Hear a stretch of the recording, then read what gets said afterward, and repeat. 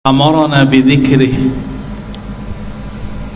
وأنزل على من ذكره الطمأنينة والسكينة. أشهد أن لا إله إلا الله وأشهد أن محمدا عبده ورسوله. اللهم صل وسلم على سيدنا محمد وعلى آله والمهدي خليفته وسلم.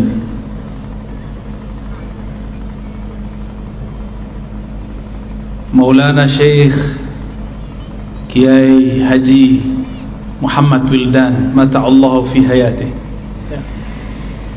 Tuan Guru Mukri Yusuf, Tuan Guru Hasanuddin, dan pemimpin kita yang kita cintai, Paman Sahbirin, ya, hafizahullah.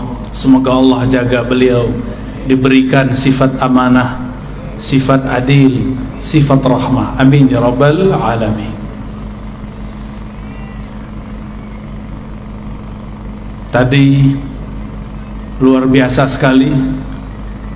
Ini jarang-jarang ada ijazah sanad talqin yang biasanya hanya diberikan kepada murid-murid secara tertutup, tapi dengan kemurahan hati Kiai kita, guru kita, Kiai Haji Muhammad Wildan, beliau memberikannya secara cuma-cuma, secara ringan, tidak pakai syarat ini dan itu.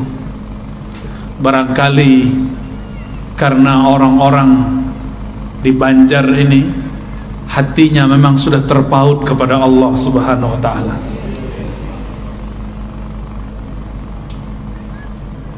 Alhamdulillah, dengan pembacaan sanad tadi, maka siapapun yang hadir, siapapun yang mengatakan qabilna, kami terima, siapapun tadi yang membaca la ilaha illallah, maka lafaz la ilaha illallah yang dia baca bersambung dengan lisan Rasulullah sallallahu alaihi wasallam.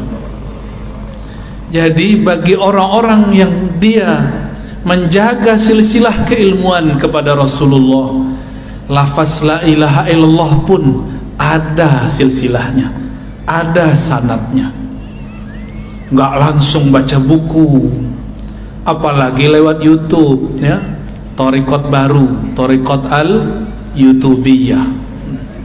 Di depan saya banyak ini pengikutnya, mursyidnya nggak jelas. Tadi saya senang sekali melihat nasyid tahlil la ilaha illallah.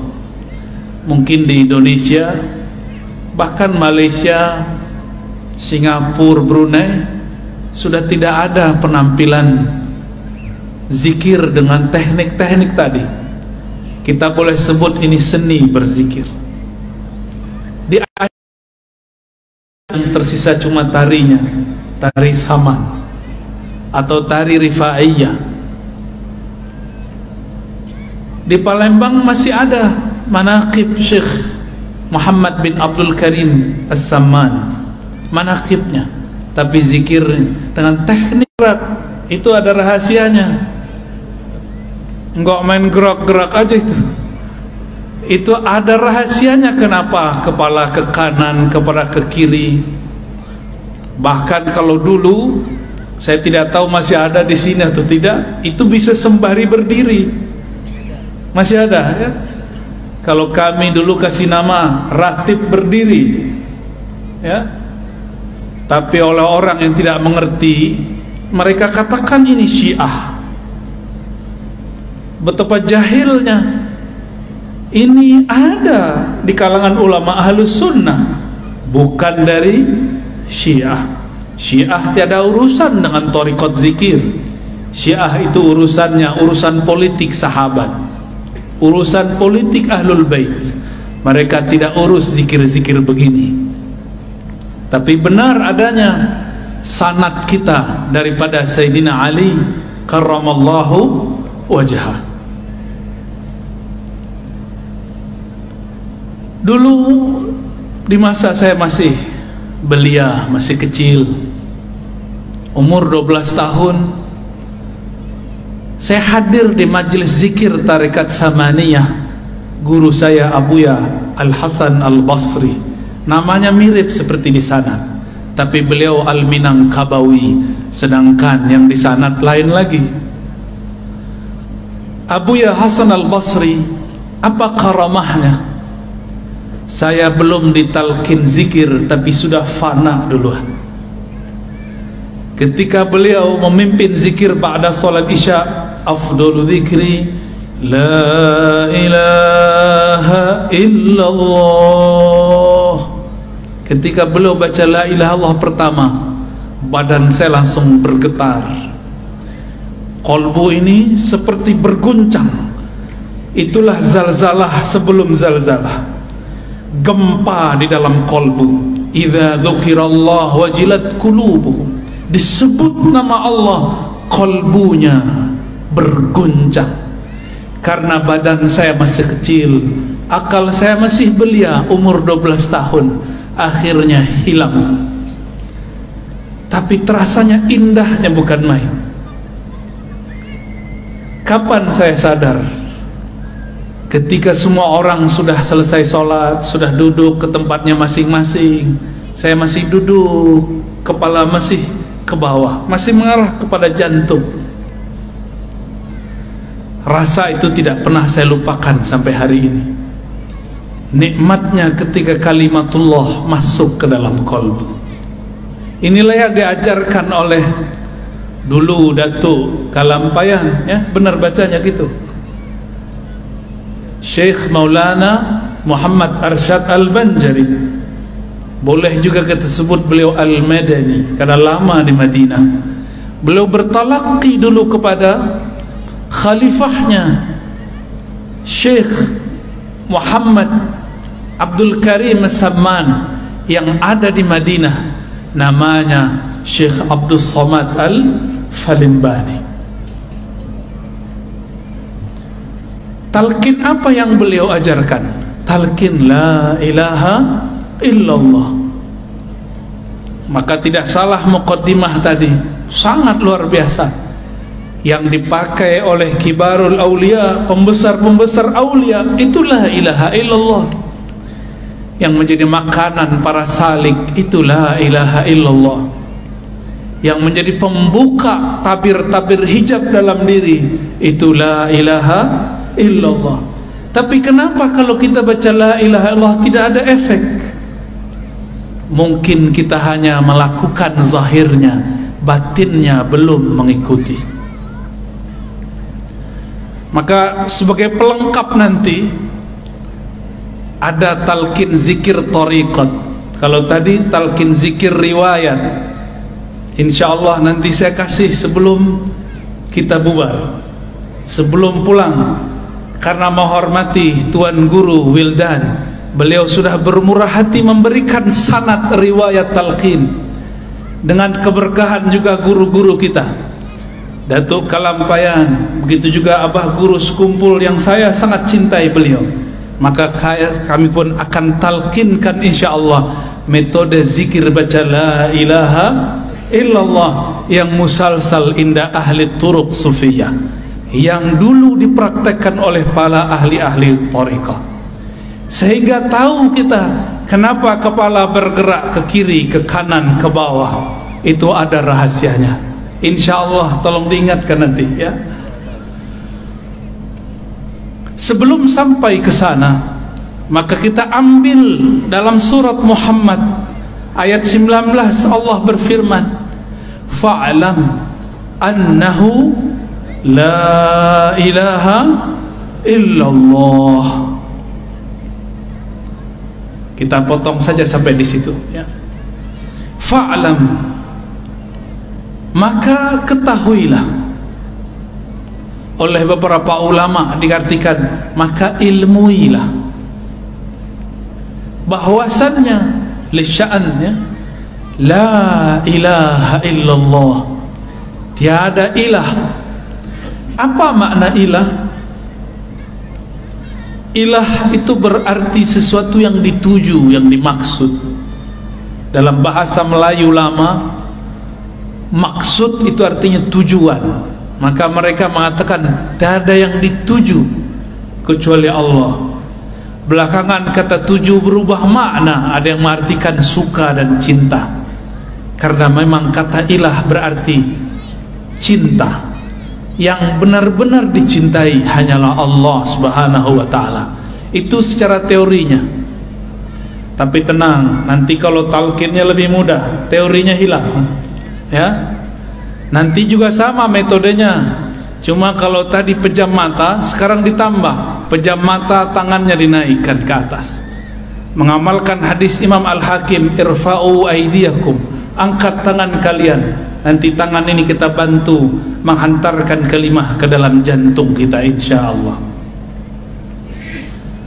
Imam Al-Bukhari menerjemahkan ayat ini, apa kata beliau? Al-ilmu qabla al-qawli wal-amal. Berilmu dulu, baru berkata, baru beramal. Kenapa la ilaha illallah kita baca katanya memberatkan, lebih berat daripada langit dan bumi, tapi kenapa tidak terasa berat di kolbu? Kata orang berdasarkan ayat tadi, jika disebut nama Allah wajilat qulubuhum, jika disebut nama Allah bergetarlah kolbu. Kenapa tidak bergetar? Karena belum fa'lam, belum kenal. Saya ini heran ngelihat Paman Birin kemana-mana pakai sendal sendal apa namanya tuh? Sendal jepit. Masya Allah. Kalau ziarah orang nggak ngelihat saya, ngelihat beliau. Kalau orang tidak kenal beliau, dikira siapa nih? Wah, kayaknya tamu nih, tamu biasa. Tapi kalau kenal, hormat. Semua orang hormat. Apabila kita tidak kenal seseorang, cuma kenal namanya, maka tidaklah bergetar jika disebut namanya. Tapi kalau sudah kenal yang disebut namanya, namanya diulang-ulang dalam kolbu, itu akan mengguncangkan isi kolbu. Inilah yang dikatakan Nabi SAW, innallaha harrama 'alan nar, sesungguhnya Allah mengharamkan terhadap neraka, antamussa, untuk menyentuh man qala la ilaha illallah min qalbihi aw nafsi, yang membaca la ilaha illallah dimulai dari kolbunya atau dari jiwanya. Maka zikir itu tekniknya mesti dari dalam kolbu atau dari dalam jiwa. Maka berdasarkan itu, zikir yang wusul, zikir yang membuat getaran itu cuma dua. Zikir nafsiyah, zikir jiwa, zikir minda kata orang-orang jiran. Yang kedua, zikir qalbiyah, zikir qalbu. Mungkin ada yang bertanya, lalu zikir ruh apa? Ruh tidak ada zikir. Ruh itu bukan lagi berzikir. Zikir artinya menyebut. Kenapa kita menyebut? Karena yang disebut belum terasa hadir. Kalau ruh makomnya makom ihsan, maka ia tidak lagi menyebut-nyebut karena yang disebut sudah hadir. Kalau saya ini belum ketemu Tuan Guru Wildan, saya sebut, oh Guru Wildan, Guru Wildan, Guru Wildan. Tapi kalau sudah ketemu, berani nggak sebut begitu? Berani nggak? Wildan, Wildan, oh kurang ajar itu, ya. Berani? Kita karena belum merasakan hadirnya Allah, maka kita sebut Allah, Allah, Allahu, Allah, Allah, Allah hak. Kita zikir begitu karena belum terasa hadir. Kita hadirkan dengan menghujam, itu belajar menyebutnya.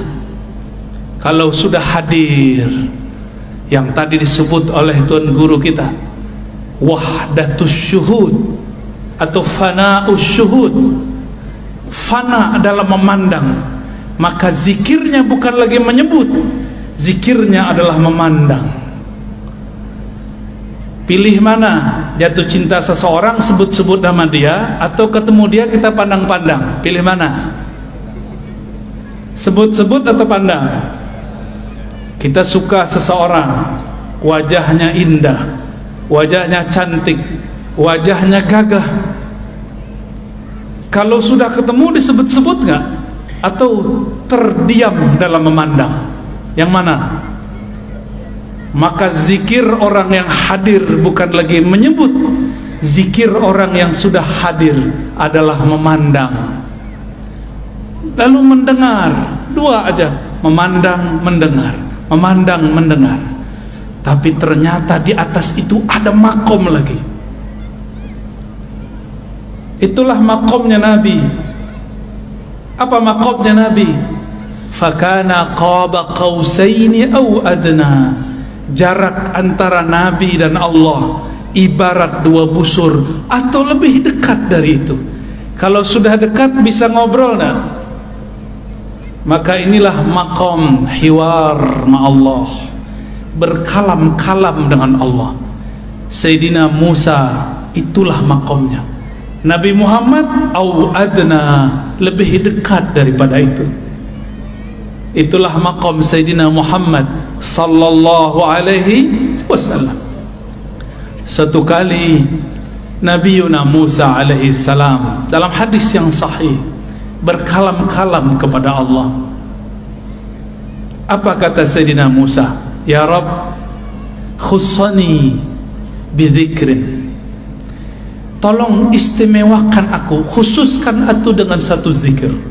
Barangkali riwayat ini sudah sering kita dengar. Lalu Allah mengatakan, ya Musa, qul la ilaha illallah. Wahai Musa, cukuplah engkau membaca la ilaha illallah. Apa kata Sayyidina Musa? Ya Rabb, ini zikir dibaca oleh orang awam ataupun khawas. Tolong khususkan aku dengan satu zikir saja. Apa kata Allah? Ya Musa, seandainya kalimah la ilaha illallah itu ditimbang dengan langit dan bumi, maka satu kalimah itu yang ikhlas lebih berat daripada langit dan bumi. Maka nanti di akhirat akan ada sekelompok orang tidak punya amal apapun, maka dia mau digiring oleh malaikat azab. Tiba-tiba Allah berkalam. Dalam riwayat Imam Tirmizi disebutkan bahwa Allah kemudian mengatakan, wahai malaikatku, bedahlah dadanya, perhatikan denyut jantungnya. Ternyata jantungnya bergetar dulu menyebut la ilaha illallah. Diambillah jantungnya itu, ditimbang dengan semua dosanya. Dalam hadis Imam Tirmizi dikatakan, dosanya sepanjang mata memandang. Tapi ketika ditimbang dengan kalimah la ilaha illallah, apa yang terjadi? Semua dosanya kalah. Yang menang kalimatut thayyibah la ilaha illallah. Jadi ini kalimah bukan main-main. Maka jangan main-main dengan kalimah la ilaha illallah. Ini lebih berat daripada langit dan bumi, lebih berat daripada gunung, lebih berat daripada air yang ada di lautan. Gak ada apa-apanya. Maka Sayyidina Musa kemudian berzikir la ilaha illallah. Dalam riwayat lain, disitulah terjadi dialog panjang antara Nabi Musa dan Jibril. Beliau melihat di suatu ujung bumi, banyak sekali umat. Kata Nabi Musa, wahai Jibril, itukah umatku? Kata Sayyidina Jibril, betul. Lalu beliau diperjalankan lagi ke negeri yang lain. Maka Sayyidina Musa melihat umat yang lebih banyak daripada umatnya. Kata Sayyidina Musa, "Hei Jibril, itu umat siapa? Umatku juga?" Nabi Musa sudah nggak yakin karena umatnya banyak dulu ingkar. Kata Sayyidina Jibril, "Wahai Musa, itu umat akhir zaman." Kita di akhir zaman bukan? Di akhir zaman. Namun Nabi Musa kepedean. Bril, itu umat saya bukan? Saya enggak yang jadi nabinya. Nabi Musa sama Jibril itu udah kayak orang kenalan, bro panggilnya. Bro Jibril, itu umat saya bukan? Bukan, kata Jibril. Oh, kok bukan saya jadi umatnya? Kata Sayyidina Jibril alaihissalam, itu umat akhir zaman. Kalau gitu saya aja jadi umat akhir zaman. Maka memintalah Sayyidina Musa, "Ya Allah, jadikan aku nabi umat akhir zaman." Apa kata Allah? "La ya Musa, tidak wahai Musa. Nabi akhir zaman itu Muhammad sallallahu alaihi wasallam." Disitulah beliau angkat tangan, "Ya Rabb, kalau begitu jadikan aku salah satu dari umat akhir zaman, umat corona." Ya. Jadi jangan sedih jadi umat corona, nikmati. Inilah dulu yang diminta oleh Sayyidina Musa. Di akhir zaman ini semua bala bencana ada, banjir ada. Ini Banjar lagi panen banjir, Pak Gubernur. Kita berdoa semoga segala Allah selesaikan. Nanti diberikan jalan insyaallah. Amin ya rabbal alamin. Siapa yang terkena musibah semoga tetap bersabar. Innallaha ma'ana. Itu Nabi Musa. Dulu pernah doa nggak? Ya Allah, dulu di alam sana pernah doa nggak? Nggak ingat kan? Gak ada yang ingat, saya juga nggak ingat. Tapi sebenarnya kita dulu semuanya berdoa. Dulu di alam arwah semua kita dulu berdoa, "Ya Rabb, jika Engkau utus kami, lahirkan kami dengan jasad fisik, lahirkan kami sebagai umat Ahmad." Dulu sudah ada namanya Ahmad, memancar darinya yang disebut Nur Muhammad sallallahu alaihi wasallam. Mirip-mirip seperti tadi lingkaran tadi, persis seperti itu. Di tengahnya ada Ahmad, lalu ada lingkaran pertama, lingkaran kedua, begitulah terus sampai 124.000. 124.000 inilah mereka semuanya meminta agar menjadi umat Nabi Muhammad sallallahu alaihi wasallam. Sang Ahmad ketika dilahirkan menjadi Muhammad.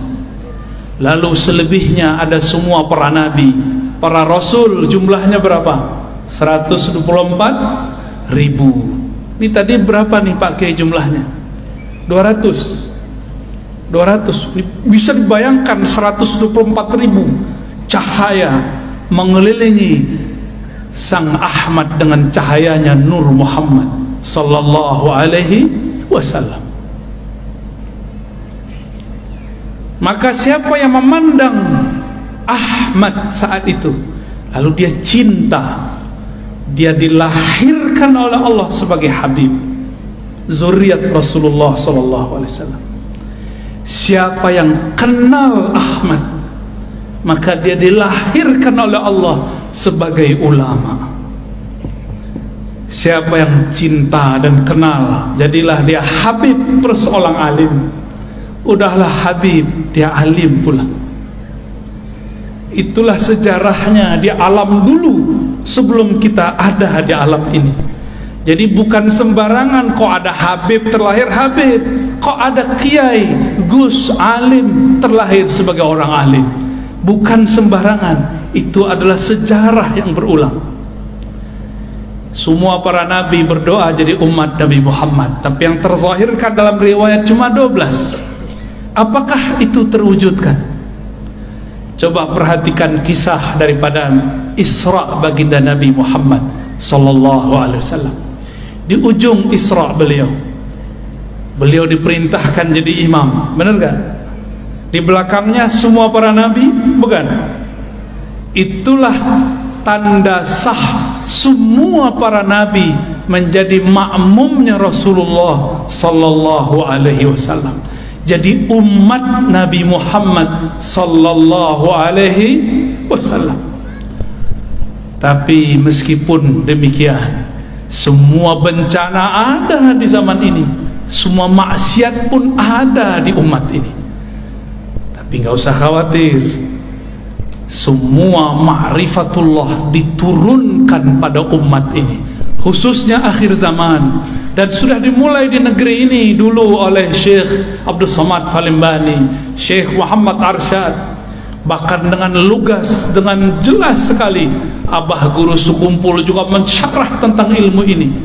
Dan kita nggak boleh berhenti, kita teruskan kajian-kajian ma'rifatullah mengenai Nur Muhammad sallallahu alaihi wasallam. Inilah ma'rifat yang dulu dicari oleh para arwah.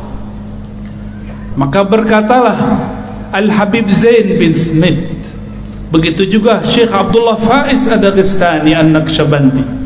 Apa kata mereka? Dengan makna yang sedikit berbeda, lafaz yang sedikit berbeda, maknanya hampir sama. Siapa yang wafat, meninggal, mati, belum cukup suluknya, riyadhahnya, belum cukup ma'rifatnya, maka dia, jika dia seorang mukmin, dia mesti menyempurnakan jika masuk alam kubur. Jadi jangan dikira masuk kubur langsung ketemu Allah. Belum tentu.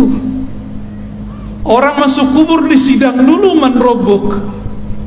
Kecuali seperti tadi saya dijemput oleh timnya Paman Birin, keluar dari pesawat langsung ada yang jemput, nggak perlu lewat-lewat tempat biasa. Itu kalau kenal yang punya, yang mimpin negeri Kalsel, yang menguasai rajanya alam barzakh, yang boleh membantu di padang mahsyar siapa? Baginda Rasulullah sallallahu alaihi wasallam. Maka siapa yang kenal beliau, sering menyapa beliau, sering bersolawat kepada beliau, nanti beliau kirim orang-orangnya untuk menjaga kita. Bahkan jika kita ini orang spesial, Rasulullah sendiri yang menyambutnya. Kalau disambut oleh Rasulullah, berani nggak mungkar nakir tanya? Mungkar nakir langsung bilang, siap Pak Wali. Bukan wali kota, waliullah. Gak berani mungkar nakir sentuh. Kenapa? Karena dia kekasih Rasulullah sallallahu alaihi wasallam. Maka yang ditanya di kubur cuma dua, mukmin, munafik. Adapun wali nggak ditanya. Wali ini ada dua, wali Allah, wali setan. Itu nggak ditanya. Pilih mana? Hadirin pilih mana? Wali Allah apa wali setan? Wali Allah lah. Wali itu artinya bukan orang sakti. Wali itu artinya yang cinta kepada Allah. Mungkin gak cinta tanpa kenal? Mana ada orang jatuh cinta tapi gak kenal? Mungkin gak? Gak ada kita cinta seseorang gak kenal. Kita kalau senang seseorang, kita cari namanya di Facebook, kita search namanya di IG, Instagram, kita cari-cari kalau ada di Google. Itu namanya ma'rifatul asma. Maka jatuh cinta pertama mencari nama, nama yang dikasihi. Semakin kenal nama, semakin kenal yang punya nama. Maka orang-orang yang kenal Rasulullah pasti dia menyimpan nama-nama Rasulullah sallallahu alaihi wasallam. Oleh karena itu ulama kita dulu buat kaligrafi indah mengenai nama-nama, ditulis dengan sangat bagus dalam kitab-kitab salawat, dipelajari, disyarah oleh ahli-ahlinya. Karena kenal Rasulullah dimulai dengan kenal nama. Begitu juga kepada Allah. Siapa yang kenal kepada Allah, maka kenalnya, mengertinya dengan nama-nama lebih banyak daripada yang tidak mengerti. Minimal kalau mau menjadi wali Allah level pertama, kuasai dulu ilmu ma'rifatul asma'il husna, ilmu mengenal asma'ul husna. Maka harus ada majlis syarah al asma'ul husna. Saya lihat ada beberapa ulama di sini yang mensyarah itu. Semoga tambah banyak, tambah banyak. Mungkin sebagian ahli hikmah menggunakan kata-kata asma untuk jadi wirid dengan angka-angka tertentu. Itu kalau mau jadi ahli hikmah. Tapi kalau para pecinta, dia tidak perlu angka-angka. Disebut saja nama Allah, sebut saja Rahman, Rahim.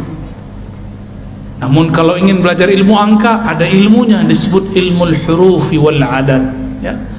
Ilmu huruf, ilmu al-hurufi wal a'dad, dan itu ada babnya. Hadirin hadirat yang dimuliakan Allah,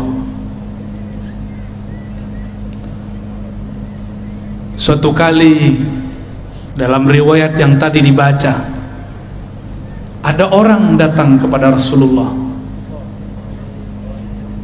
Siapa orang itu? Ternyata mantunya sendiri, Sayyidina Ali karramallahu wajhah. Beliau ini sudah membuka jalan untuk kita, karena gelarnya babul ilm, pintu ilmu. Maka tiada sesuatu berlian yang ada di dalam kota ilmu kecuali melewati pintu Sayyidina Ali karramallahu wajhah.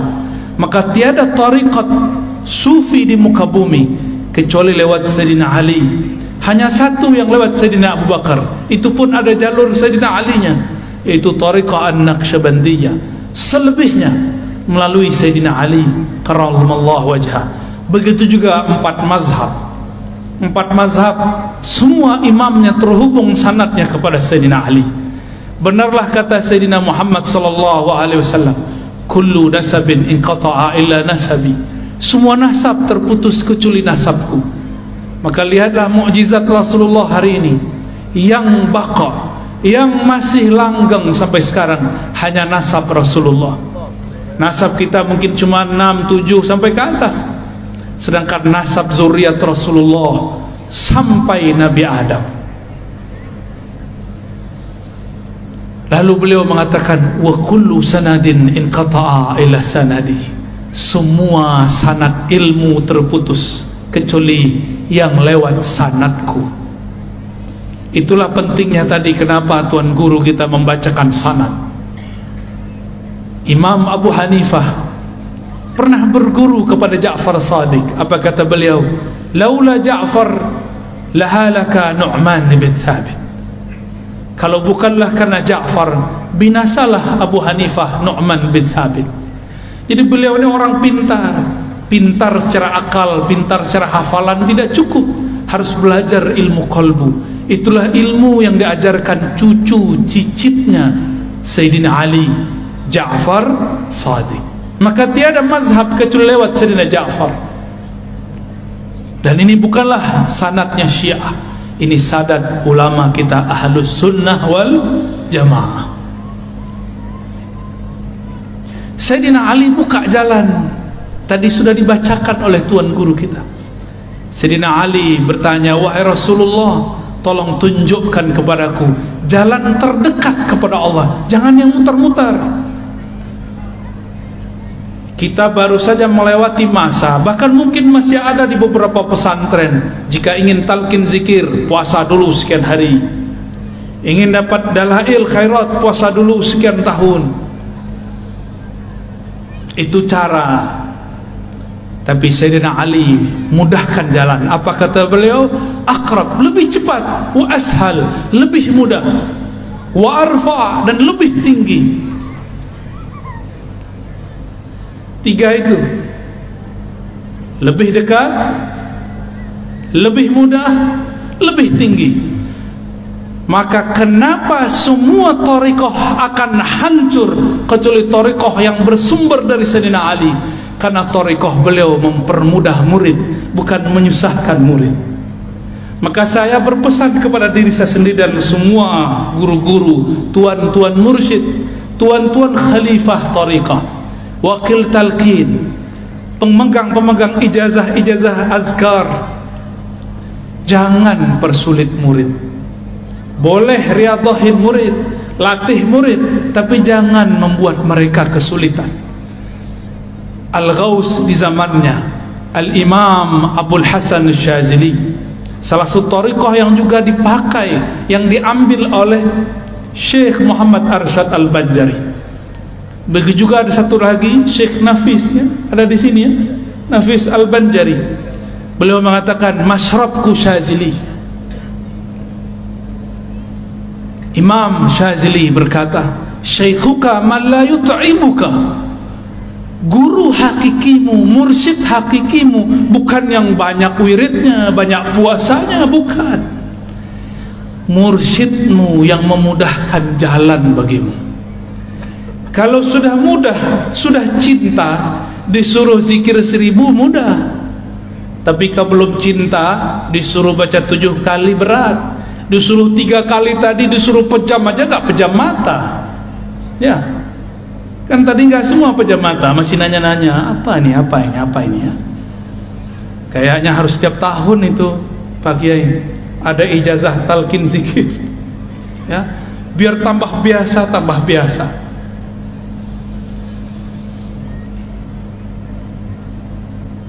Saya dapat sanad ijazah thariqah samaniyah daripada Abuya Masri, namanya pakai ri belakangnya, Abuya Masri, Abuya Hasan Basri, Abuya Darlis bin Hasan Basri. 3 orang itu mentalkinkan zikir la ilaha illallah yang tadi adinda santri baca, termasuk zikir hu Allah, Allahu, itu ada titiknya, ya. Tadi Bapak Ibu Saudara lihatnya, itu duduk bisa lama begitu. Latihan berapa bulan? Kesemutan nggak tadi? Iya, bener ya, kesemutan. Kalau sudah asik zikrullah, kesemutannya nanti hilang. Yang ada keasikan. Maka barakallahu lakum, ya. Sudah sebut-sebut nama Allah, pasti disebut di sana. Di sana mirip bajunya seperti kalian, cuma mereka berserban semua. Ada yang baca Allah, begitu di sana. Saya tidak boleh sebut di langit berapa, ya, nanti jadi fitnah, nanti jadi dongeng kata orang sebelah, kata orang Khawarij. Masa kita zikir begini disebut Syiah? Ya salam. Gak bisa dia membedakan antara Ahlus Sunnah dengan Syiah.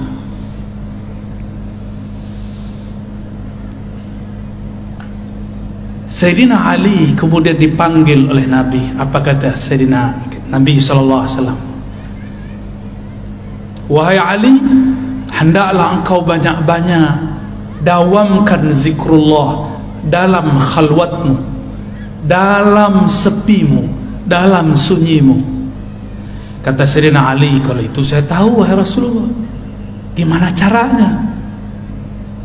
Lalu Nabi SAW mengatakan, barulah muncul teknik, itu namanya teknik zikir. Wahai Ali, supaya jiwa dan kolbu itu ikut serta dalam zikir, muncullah teknik berzikir. Bahasa Arabnya kaifiyatuz zikr, kaifiyat berzikir, tata cara. Pikiran kita kalau zikir macam-macam nggak? Kalau lagi sholat, benar? Hatta Paman Birin kalau sholat pikirannya kemana-mana, jujur ya Pak. Para kiai kita sama, saya sama. Bedanya, saya diajarkan guru bagaimana cara memagar pikiran. Kita pagar dari 7 arah, ada caranya. Udah dipagar dari 6 arah, ternyata yang paling bahaya yang dari dalam ini. Maka Nabi mengatakan kepada Sayyidina Ali, "Ya Ali, aghmid ainaik." Wahai Ali, pejamkan kedua matamu. Kenapa mata mesti dipejam? Karena dua mata ini penghalang pikiran, hijab bagi kolbu. Kalau mata masih memandang, maka basirah dalam kolbu terhalang. Maka dipejamkan mata. Disitulah kalimah yang tadi dikatakan Tuan Guru kita dapat ditanam, dicangkul dalam kolbu. Jadi kalau mata masih dibuka, terhalang oleh pikiran. La ilaha illallah, gak jelas perginya, ya, perginya kemana-mana. Tapi kalau mata dipejam, tinggal telinganya difokuskan, fokuskan kepada lafaz guru, supaya tangan tidak kemana-mana. Di hadis Imam Hakim, irfa'u aidiakum, angkat tangan kalian. Ada teknik begitu. Makanya jangan heran, di kitab-kitab lama masih ditulis kalau zikir itu tangannya diginikan. Allah, Allah, masih ada di sini. Itu bukan ajaran Syiah, itu ajaran Ahlus Sunnah wal Jamaah. Diangkat tangannya.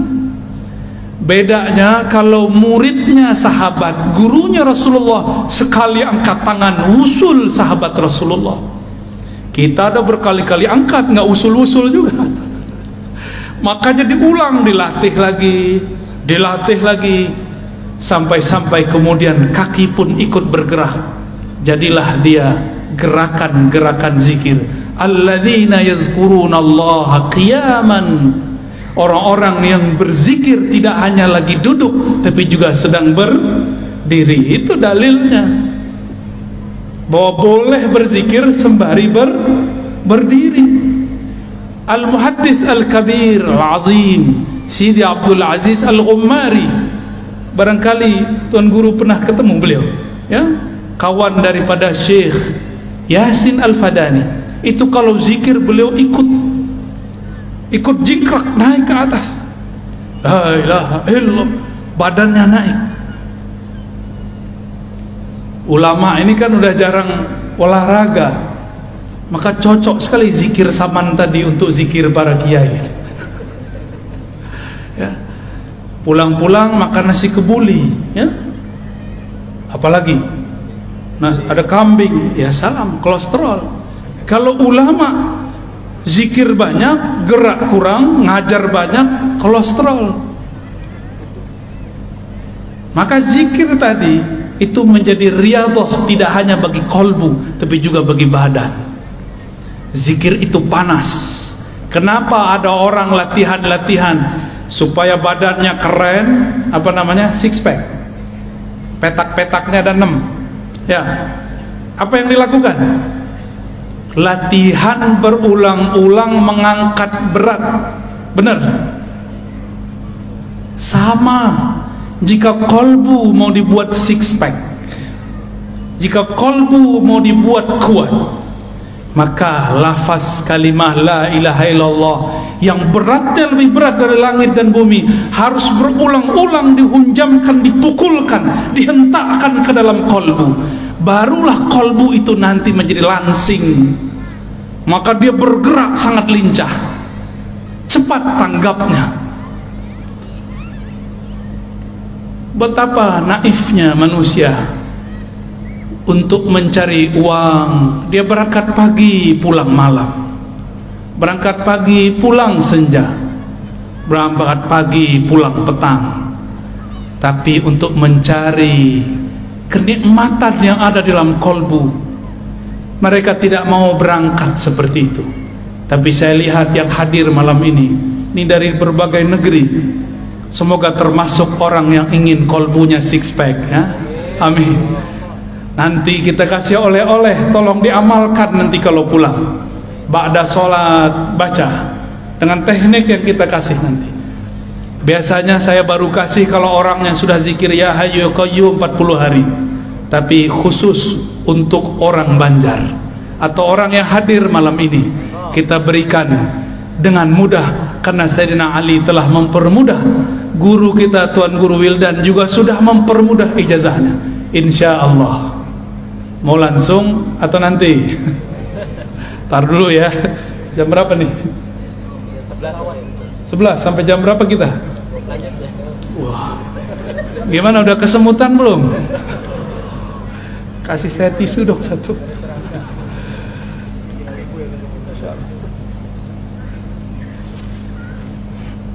Syukran. Oke. Jadi rumus kalau orang mau ahli dalam kolbu sama seperti rumus jika ingin kuat secara badan.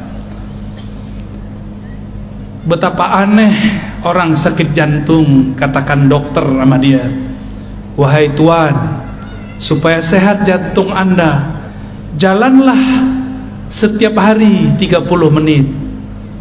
Benar? Jalanlah 1 jam, jalanlah 1 kilo 2 kilo. Kalau dokter yang berfatwa kita dengar. Sekarang ada kiai, ada guru, ada ustadz, ada para syaikh, mereka sedang memberikan obat bagi kolbu, tapi sayang sekali pasiennya bandel-bandel ya. Zikir itu banyak, tapi zikir yang dapat jadi obat tidak banyak. Sebagaimana obat itu banyak, tapi yang efektif mengobati badan harus sesuai dengan resepnya dokter. Dokter itu bukan orang yang cuma belajar sebentar, setahun 2 tahun. Dokter itu kuliahnya 4 tahun, praktek koasnya 2 tahun, 6 tahun baru bisa mengobati badan. Apalagi kalau ingin mengobati kolbu. Kalau jam terbang kolbunya sebentar, bagaimana ia akan menghendak mengobati kolbu? Maka anak-anak kita kalau mudanya sibuk bermain, nonton, nge-game, jadi apa nanti dia kalau dewasa? Kalau bapak-bapak ini masih sibuk nonton, bagaimana nanti dia ketika ajal datang? Harus punya satu waktu dia berkhalwat, bersepi-sepi dengan Allah Subhanahu wa ta'ala. Maka Nabi berkata kepada Sayyidina Ali, ya Ali ghammid ainaik, wahai Ali pejamkan matamu, lalu isma' minni thalathan, dengarkan aku baca la ilaha Allah 3 kali. Ini diperdebatkan caranya. Isma' minni ini apakah setiap baca la ilaha illallah lalu kita ikuti la ilaha illallah, atau tunggu dulu sampai selesai la ilaha 3 kali baru kita ikuti? Ini perbedaan ahli thariqah. Saya dapat dua-duanya. Ada guru saya mengatakan kul la ilaha illallah, kita baca la ilaha illallah sampai 3 kali. Ada juga guru seperti Tuan Guru Wildan tadi, beliau baca dulu 3 kali baru kemudian kita ikut 3 kali. Cuma ada yang belum disebut di riwayat itu, adanya di riwayat Imam Bukhari. Apa kata Nabi tadi? Allah mengharamkan neraka terhadap orang yang membaca la ilaha illallah dari kolbunya atau dari jiwanya. Bagaimana cara membaca la ilaha illallah dari kolbu?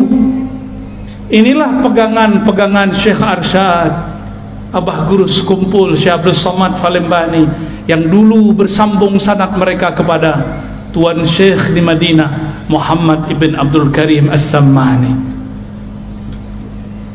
Dipejamkan mata, lalu ketika baca la, supaya pikiran ini tidak kemana-mana, dipenjarakan, diberikan dia batasan. Pandanglah dalam pejam matamu bagian pusar. Ada pusar nggak? Pada punya pusar nggak? Tahu pusat? Bahasa sini pusat. Pusat. Bapak Ibu punya pusat nggak? Kalau nggak punya pusat itu apa namanya? Di kampung saya namanya bunian. Sama? Apa? Pujal. Udah horor sekali. Mungkin ada yang hadir, dia nyamar sekarang ya. Coba cek dulu. Itu apa tuh? dipejam mata, kepala menunduk. Makanya dalam zikir saman lama itu kepalanya begini, la, baru diangkat ke atas, ke bawah dulu, la. La itu dihentakkan dari pusar, dari pusat kita, lalu ditarik ilaha ke ujung ubun-ubun. Kenapa ke ubun-ubun? Ini bagian kepala, bagian angan-angan, supaya dihilangkan semua angan-angan. Maka ulama kita dapat ilham turunan dari hadis Sayyidina Ali, la ilaha, buanglah semua yang kamu pikirkan, buanglah semua yang kamu tuju, lalu ditarik ke bagian kanan. Maka tadi zikirnya kemana? Ke kanan atau kiri? Kanan, betul. Itu la ilaha begini, ditarik ke bagian kanan. Makanya ada geraknya tadi. Itu yang asli loh ya. Ya, itu ada dalam kitabnya Syekh Abdul Karim Muhammad Abdul Samad, ada juga dalam kitab Abdul Samad Al-Falembani, ya, dan murid-murid beliau. Dibawa ke kanan, baru dihunjam, dihentakkan ke dalam kolbu. Kolbu kita berhubungan dengan jantung. Jantung itu ada 2 jari di bawah dada bagian kiri. Dibaca la ilaha illallah, seperti itu ya. Langsung praktek, ayo coba baca, ikuti saya semua. Perbaiki duduknya, nyaman-nyamankan. Izin Tuan Guru semua, para masyayikh. Baca syahadat, asyhadu an la ilaha illallah. Ikuti dalam hati, ya Allah, aku bersaksi, aku menerima, tiada yang berhak disembah kecuali Engkau. Wa asyhadu anna Muhammadar Rasulullah. Aku bersaksi, aku menerima, aku berikrar bahwa Nabi Muhammad adalah Rasul Engkau. Ikuti istighfarnya, astaghfirullah. Ikuti, astaghfirullah. Baca pelan-pelan, ya Allah, ampuni dosa mata kami, ampuni dosa mataku yang memandang yang haram. Astaghfirullah. Turun ke bagian sampingnya, telinga. Katakan, ya Allah, ampuni dosa telingaku, mendengarkan kalam-kalam yang tidak Engkau redhai, mendengarkan aib, bahkan aib guru kami, aib kawan kami, aib sesama kami. Ampunkan dosa telinga kami, ya Allah. Baca, astaghfirullah. Turun ke lidah, ya Allah, ampunkan dosa lisan kami, dosa kalam kami. Pernah menyakiti orang tua kami, pernah menyakiti guru kami, tanpa disadari menyakiti orang-orang terdekat kami, pasangan kami, anak-anak kami, tetangga kami, kawan-kawan kami, yang kami sadari, yang tidak kami sadari. Ampunkan lisan kami, ya Allah. Kembali ke otak, astaghfirullah. Ya Allah, di dalam pikiran kami, di dalam otak kami, terdapat banyak kosakata-kosakata yang tidak baik, kata-kata yang vulgar, yang jorok. Terdapat file ingatan-ingatan kepada hal-hal yang tidak pantas kami ingat. kami pernah dulu menyimpan maksiat dalam pikiran kami ya Allah. Maka malam ini ya Allah, dengan istighfar ini ya Allah, bersihkan isi pikiran dan otak kami ya Allah. Kita turun ke tangan dan kaki, kita istighfarkan. Astaghfirullah. Ya Allah, tangan ini mungkin dulu pernah mengambil yang tidak jelas hukumnya. Kaki ini dulu pernah melangkah kepada yang Engkau tidak ridhai. Tangan ini pernah makan tanpa menyebut nama Engkau. Bahkan mungkin tangan ini pernah memegang sesuatu yang haram ya Allah. Ampunkan satu tetes darah di tangan dan kaki kami ya Allah. Turun kepada perut kita, istighfarkan isi perut kita. Astaghfirullah. Ya Allah, perut ini pernah makan sesuatu tanpa menyebut nama Engkau. Perut ini pernah diisi dengan makanan yang tidak jelas hukumnya di sisi Engkau. Bahkan mungkin ya Allah, dulu pernah perut ini memakan yang haram ya Allah. Atau dulu pernah orang tua kami salah makan ya Allah. Ampunkan isi perut kami ya Allah, yang menjadi darah setetes ya Allah, yang menjadi satu sel di tubuh kami ya Allah, yang menjadi satu helai rambut ya Allah. Ampunkan isi perut ini dari selain Engkau ya Allah. Turun kepada kemaluan, kehormatan kita. Istighfarkan diri ini yang hina, yang dulu pernah berbuat durjana.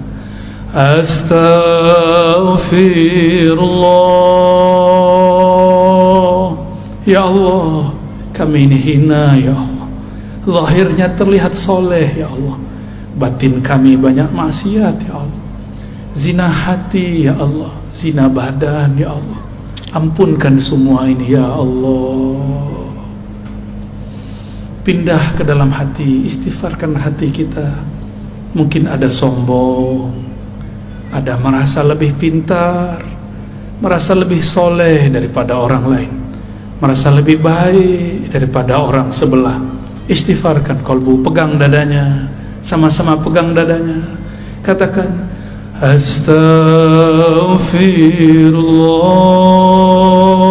Astaghfirullah. Rasakan degup jantungnya. Ya Allah, ya Allah, kalbu kami penuh dengan penyakit-penyakit, penuh dengan maksiat, penuh dengan kesombongan ya Allah. Baru sedikit amal ya Allah sudah merasa benar ya Allah. Baru sedikit ilmu sudah merasa paling pintar ya Allah. Baru sedikit riyadhah amalan sudah merasa sufi, sudah merasa wali ya Allah. Ampunkan kalbu kami ya Allah. Astaghfirullah. Terus pegang dadanya, dielus-elus dadanya ya Allah.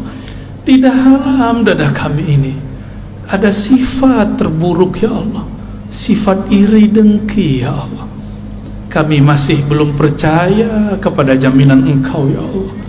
Ketika kami memandang ada sahabat, tetangga, kawan kami dapat rezeki, kami mengira itu rezeki kami ya Allah diambil olehnya. Kami berprasangka ya Allah, Engkau salah kirim rezeki kepada mereka ya Allah. Ampunkan salah dalam hati kami ya Allah. Ampunkan iri dengki ini ya Allah. Di kalbu ada sifat riya, beramal karena ingin dipandang. Istighfarkan. Astaghfirullah. Ya Allah, di dalam dada kami ini terbersit jika beramal ingin dipandang. Bahkan terbersit ada rasa senang dipuji, harap pujian. Bahkan lebih dalam lagi ya Allah, kami terbersit takut dicaci, takut dimaki, maka kami menampilkan kesolehan palsu ya Allah. Ampunkan riya dalam kalbu kami ya Allah. Astaghfirullah. Di dalam kalbu kami ada kelalaian ya Allah, ada lalai mengingat Engkau ya Allah. Bahkan kami lalai mengingat Engkau dalam ruku dan sujud kami ya Allah. Bagaimana mungkin ya Rabb solat ini diterima, baru saja takbir kami lupa lalai kepada Engkau ya Allah. Ampunkan solat kami yang tidak khusyuk itu ya Allah. Ampunkan baca Quran yang tidak tulus ini ya Allah. Ampunkan kalbu kami yang keras ini ya Allah.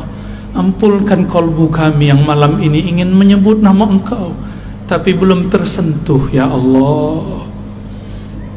Terakhir kita istighfarkan orang tua, pasangan, keturunan, anak-anak, tetangga, bahkan semua umat kita istighfarkan. Astaghfirullah ya Allah. Dosa kami kepada orang tua kami banyak ya Allah. Dosa kami kepada pasangan kami banyak ya Allah. Kami mengkasari mereka ya Allah. Kami pernah membentak mereka ya Allah. Ampunkan dosa kasar kami ya Allah. Dosa-dosa kami yang menyinggung mereka ya Allah. Begitu juga ampunkan ya Rabb dosa semua umat, dosa semua umat yang bersyahadat kepada Engkau, menerima baginda Rasulullah senabi Engkau. Al-Fatihah sama-sama. A'udzu billahi minasy syaithanir rajim. Bismillahirrahmanirrahim. Alhamdulillahi Rabbil Alamin. Ar-Rahmanir Rahim. Maliki Yawmiddin. Iyyaka na'budu wa iyyaka nasta'in. Ihdinas siratal mustaqim. صراط الذين أنعمت عليهم غير المغضوب عليهم ولا الضالين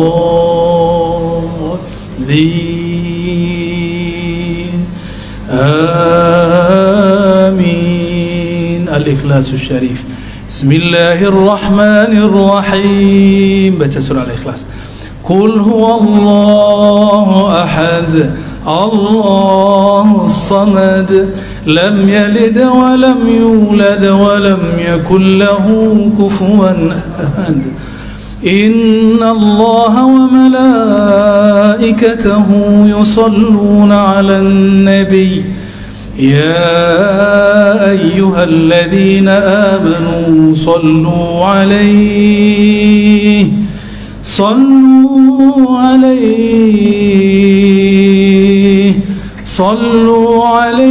وسلموا تسليما.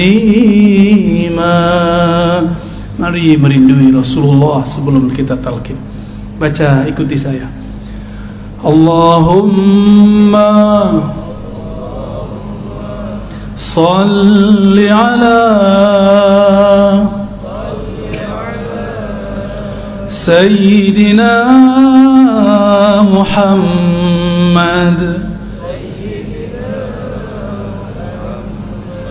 Allahumma salli ala Sayyidina Muhammad. Salli ala Sayyidina Muhammad. Ikuti, baca dengan lisan yang lirih, yang lembut. Ya Allah, sampaikan salam rindu kami, sampaikan salam dari ruh kami kepada ayahanda ruh kami, Nabi Muhammad sallallahu alaihi wasallam. Allahumma, sama-sama. Allahumma salli ala Sayyidina Muhammad. Ya Allah, sampaikan salam kami, rindu kami, cinta kami kepada baginda Nabi Muhammad sallallahu alaihi wasallam. Sampaikan maaf kami ya Allah Kalbu ini ingin merinduinya tapi tidak dapat merinduinya. Ingin memandang wajahnya tapi mimpi pun kami belum dapat, ya Allah. Ingin memandang keindahan akhlaknya tapi akhlak kami belum seindah akhlaknya, ya Allah. Allahumma salli ala Sayyidina Muhammad. Ya Allah, sampaikanlah ya Rabb rahmat Engkau, kasih sayang Engkau, limpahkan jualah kepada ayahanda ruh kami, baginda Nabi Muhammad, Abu Ruh, Nabiyuna Ahmad, Rasuluna Muhammad sallallahu alaihi wasallam. Ikuti sama-sama. As-salatu wassalamu alayka ya sayyidi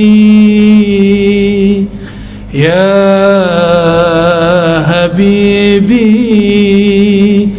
ya Rasulullah. Salamah engkau ya Rasulullah. Wahai Rasulullah, wahai ayahanda ruh kami, terimalah salam yang tidak sempurna ini dari kami. Jawablah salam kami. Terima kami jadi umat Engkau, wahai Rasulullah. Katakan, terimalah kami sebagai umatmu, wahai Rasulullah. As-salatu wassalam, as-salatu wassalam, as-salatu wassalamu alayka ya sayyidi ya habibi ya abal arwah ya Rasulullah. Terima salam kami, wahai Rasul. Ikuti saya. Ilahi ya Allah, luruskan niat kami ya Allah. Anta maqsudi, hanya Engkau tujuan kami ya Allah. Wa ridhaka matlubi, hanya ridha Engkau ya Allah yang kami cari. Allahumma a'inna ala zikrik. Ikuti. Allahumma a'inna ala zikrik. Ya Allah, bantulah kalbu kami, bantulah lisan kami menyebut nama Engkau yang berat, nama Engkau Ismul Jalalah Allah, Tauhid la ilaha illallah. Bantu kami ya Allah mensyukuri nikmat-Mu, membaguskan ibadah kepadamu. Coba angkat tangannya ya, satu aja bagian kanan tangannya, lalu di bawah ke pusar, la, ditarik ke ubun-ubun, ilaha, dibawa ke kanan, illallah, hunjam ke kalbu, illallah, dihentakkan ke dalam jantung kita. Jantung berkaitan dengan kalbu. Lagi diulang di atas, la ilaha illallah,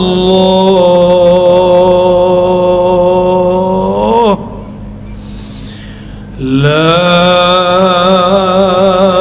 ilaha illallah. Coba lidah dikunci, dinaikkan ke langit-langit dalam mulut, kepala menekur ke bagian kiri mendekati jantung, lidah dikunci, mulut ditutup, sebut Allah.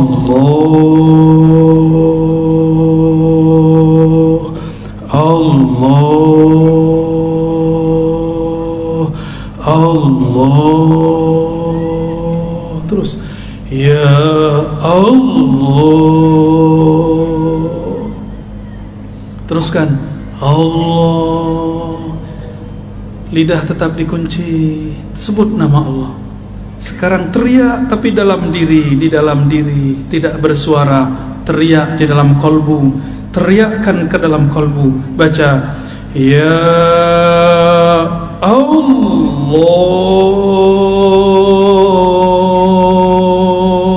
Serulah Allah atau serulah Ar-Rahman.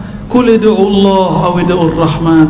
Seru Ya Allah. Dorong selain nama Allah. Bahkan nama sendiri pun ditiadakan. Tiada nama kekasih, tiada nama harta, tiada mobil, tiada rumah, hanya ada nama Allah. Terus baca pelan-pelan Ya Allah, sedalam-dalamnya, selembut-lembutnya Allah.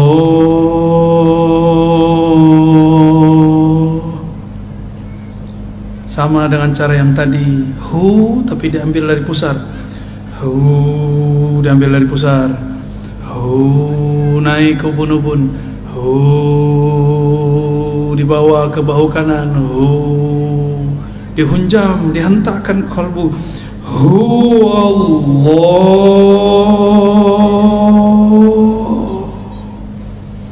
Lagi pelan-pelan zikir kita yang lembut. Dibawa ke ubun-ubun, bahu kanan dihunjam. Illallah. Allah. Kunci lagi lidahnya, tutup mulutnya sejenak, tetapkan nama Allah di kalbu. Allah.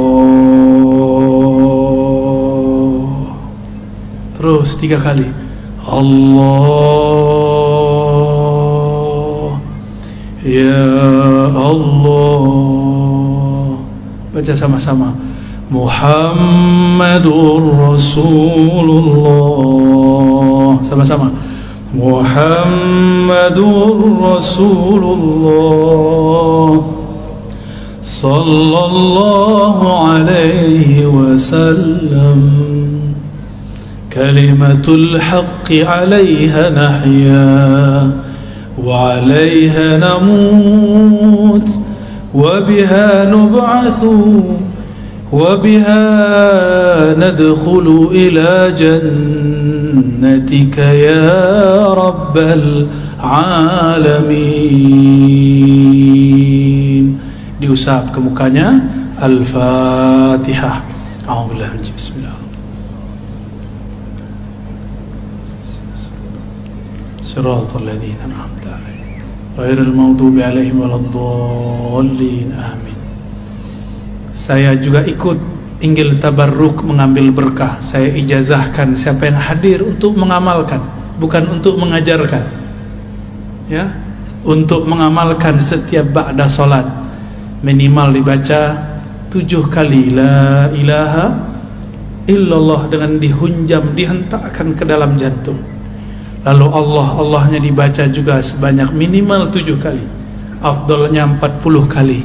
Semakin banyak menyebut nama Allah di kalbu, semakin banyak ketenangan di dalam kalbu. Kalau nanti sudah bisa lebih banyak, naikkan menjadi 100. Menyebut nama Allah di kalbu, bertahap, pelan-pelan. Semoga nanti Allah perbanyak. Nyatalah ayat ya ayyuhallazina amanu zkurullaha dzikran katsira. Wahai orang beriman, sebutlah nama Allah, zikirlah kepada Allah sebanyak-banyaknya. Ya, kirim Fatihahnya untuk kepada tuli ridhaillah. Ya, siapa yang bisa catat dicatat. Pertama li ridhaillahi tabaraka taala. Yang kedua li sayyidina Nabi sallallahu alaihi wasallam. Ada penyempurna sekarang, tambahan penyempurna semua thariqah, mengirim Al-Fatihah untuk Imam akhir zaman, Imamun Al-Mahdi. Maka dalam kaifiat zikir saya ada tambahan wa ila al-Mahdi khalifatillah. Baru ditambahkan wa ila Sayyidina Al-Khidir alaihi salam. Lalu ditambahkan wa ila Sayyidi Syekh Abdul Qadir Jilani Al-Qutub Ar-Rabbani. Lalu ditambahkan Sayyidi Abil Hasan Syazili.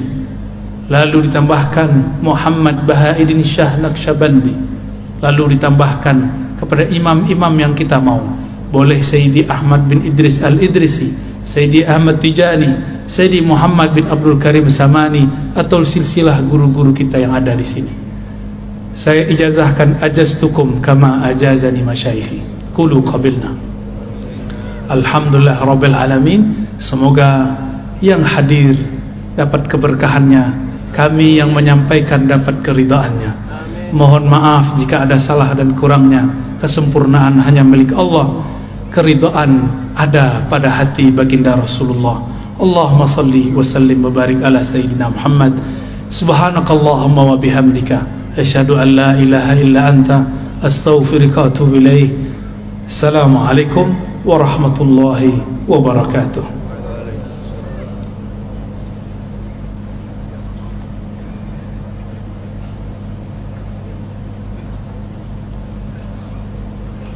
Alhamdulillahirabbil alamin. Demikian tadi kita ikuti bersama tausiah dari Al-Mukarram Abuya Dr. Ar-Raji Hashim LCMA Al-Minangkabawi. Semoga kita nantinya dapat mengamalkan ijazah-ijazah yang telah diberikan baik dari Al-Mukarram Al-Ustaz Abuya Ar-Raji Hashim maupun Ayahanda Tuan Guru Kiai Haji Muhammad Wildan Saman. Hadirin yang kami hormati,